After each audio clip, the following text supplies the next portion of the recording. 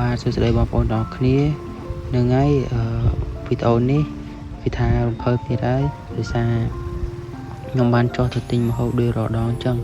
ហើយថ្ងៃហ្នឹងផងដែរគឺថាបានបងប្អូនជួក្រោយគាត់យកអំណោយមកចែកនៅ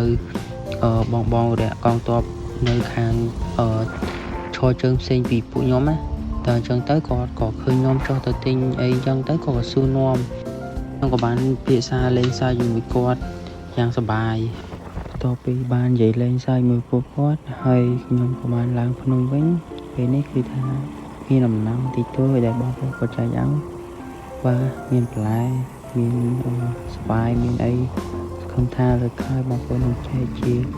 ទឹកផឹកក៏ដូចជាសម្ភារៈប្រើប្រាស់មួយចំនួនដែលពួកខ្ញុំខ្វះហើយ